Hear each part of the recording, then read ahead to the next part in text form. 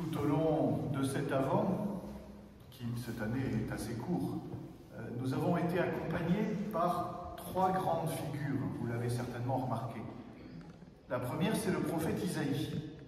Presque tous les jours, en première lecture, sauf telle ou telle exception comme aujourd'hui, c'est le prophète Isaïe qui nous a accompagnés. Pourquoi? Parce qu'il a été le grand prophète qui a eu pour mission de préparer Israël à la venue de l'Emmanuel, Dieu avec nous. La deuxième grande figure, c'est Jean-Baptiste, le dernier des prophètes, celui qui aura mission de clôturer l'Ancien Testament et de transmettre le flambeau à Jésus.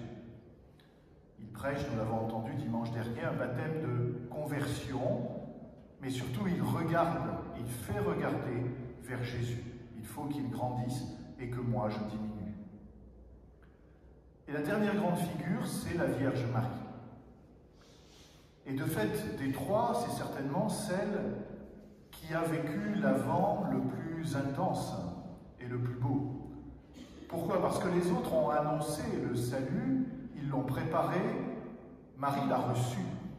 Depuis l'Annonciation, depuis son oui à la volonté de Dieu, elle porte le Fils de Dieu, jusqu'au soir de Noël, où elle va le mettre au monde et le transmettre, elle aussi, aux bergers, aux mages et au monde entier. L'Avent de Marie, vous voyez, il a duré 9 mois. Les 9 mois de cette gestation, qui est à la fois une gestation normale, parfaitement humaine, puisque Jésus se fait vraiment homme, et en même temps divine. Et il se produit un échange pendant ces 9 mois. Saint Augustin a beaucoup médité sur ce mystère de l'Avent de la Vierge Marie. Il dit, Marie donne à Jésus d'être homme. Petit à petit, il grandit en elle, il prend de la place, elle lui donne sa chair, son sang, elle lui donne ce qui fera de lui un homme.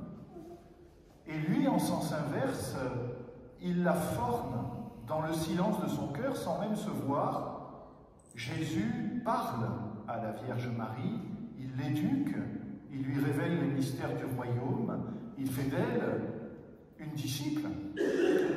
Si après Marie sera capable de suivre Jésus dans sa vie publique, d'être avec lui la première de ses coopératrices jusqu'au pied de la croix, c'est parce qu'il y a eu ces 9 mois de formation silencieuse, où Marie donne à Jésus et Jésus donne à Marie.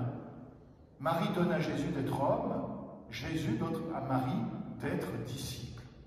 Et cela se fait sans mots, dans le silence.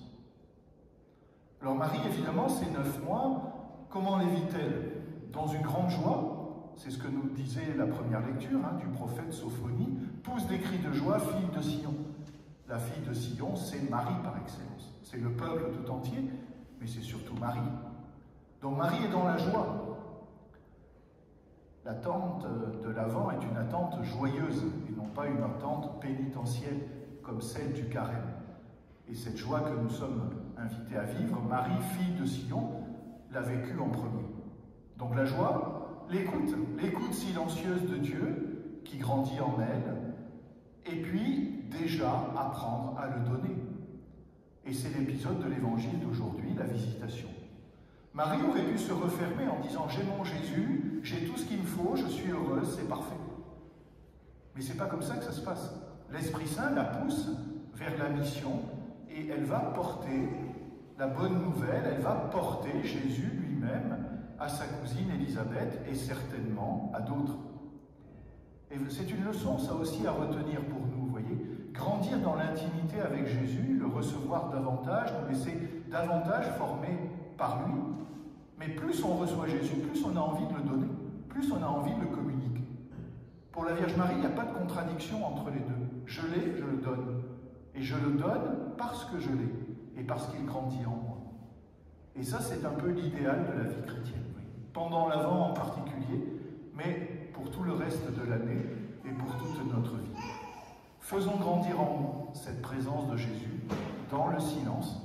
Donnons-lui le meilleur de nous-mêmes, comme Marie l'a fait.